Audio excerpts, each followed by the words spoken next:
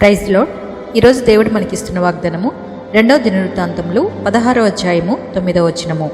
తన ఎడల యథార్థ హృదయం గలవారిని బలపరచుటకై యెహోవా కనుదృష్టి లోకమందంతటా సంచారం చేయుచున్నది.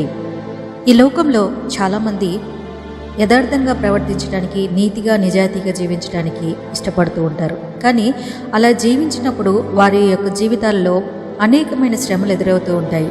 వారు అనుకుంటూ ఉంటారు, మరి ఎంత నీతిగా న్యాయంగా జీవించినా ఎందుకు నాకే కష్టాలన్నీ వస్తున్నాయి, మరి యథార్థంగా జీవించడం నా తప్ప అని చెప్పి వాళ్ళు ప్రశ్నించుకొని వేదన పడుతూ ఉంటారు. అబద్ధాలతో, అన్యాయంతో ఇలాగా ప్రవర్తించే వారి యొక్క జీవితాలలో ఎన్నో మేలులు వాళ్ళు చూస్తూ ఉన్నారు. మరి ఎంతో సంతోషంగా వారు జీవిస్తున్నారు. నేను ఎంతో యథార్థంగా జీవిస్తున్నప్పటికీ నేను ఎందుకింత వేదన పడుతున్నానని బాధపడుతూ ఉంటారు. కానీ దేవుడు ఇక్కడ అంటున్నాడు, తన యొడల యథార్థ హృదయం కలవారిని బలపరచడానికి యెహోవా కనుదృష్టి లోకమందంతటా కూడా సంచారం చేస్తుందంట.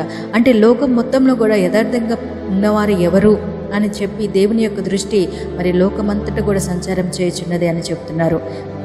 ఈరోజు ఒకవేళ నీ యథార్థతను బట్టి, నీ మంచితనాన్ని బట్టి నిన్ను అందరూ చులకనగా చూస్తున్నారేమో, ఈ లోకం నిన్ను గుర్తించకుండా నిన్ను వేదనలకు గురి చేస్తుందేమో, ఈ లోకం నిన్ను తక్కువగా చూసినా, నిన్ను గుర్తించకపోయినా కానీ యెహోవా నిన్ను గుర్తిస్తున్నాడు, నీ వైపు చూస్తున్నాడు, నీ యొక్క యథార్థతను చూస్తున్నాడు.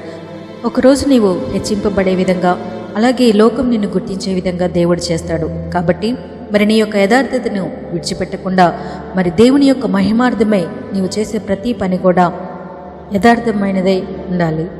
దేవుడు నోవాహుతో ఓడను నిర్మించమన్నప్పుడు మరి ఆ యొక్క లోకమంతా కూడా నోవాహుని చిన్న చూపు చూసింది. కానీ అతను నీతిగా, న్యాయంగా దేవుడు అప్పగించిన పనిని యథార్థంగా చేసి తను ఎంతగానో మరి ఆ యొక్క జలప్రలయం నుంచి తప్పించుకున్నాడు. అలాగే అబ్రహాము కూడా దేవుడు మాటను బట్టి యథార్థంగా నడిచాడు. తన యొక్క గర్భఫలం విషయంలో దేవుని యొక్క మాటపై విశ్వాసాన్ని కనపరిచి మరి ఆయన నీతిగా నడిచాడు. కాబట్టి అనేక జనములకు తండ్రిగా నిలిచారు. మనం చేసే పని దేవుని చిత్తానుసారంగా ఉన్నట్లయితే మనము ఎంతో విజయాన్ని సాధించి ఈ యొక్క లోకంలో గొప్పవారిగా నిలబడతాము.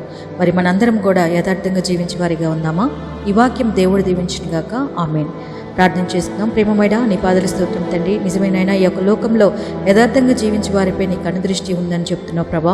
ఆయన మేమందరం కూడా యథార్థంగా జీవించే విధంగా, నీతిగా న్యాయంగా జీవించే విధంగా, ఒకవేళ మమ్మల్ని నాయన వేదనలు గురి చేస్తున్నప్పటికీ నాయన మా యొక్క నీతిలో మేము తప్పిపోకుండా నాయన మీ యొక్క మహిమార్థమే జీవించలాగిన ఆయన మేమందరం కూడా నీతిగా, న్యాయంగా, యథార్థంగా జీవించే జీవితాలు మాకు అనుగ్రహించమని యేసు నామమున అడిగి వేడుకుంటున్నాం మా పరమ తండ్రి.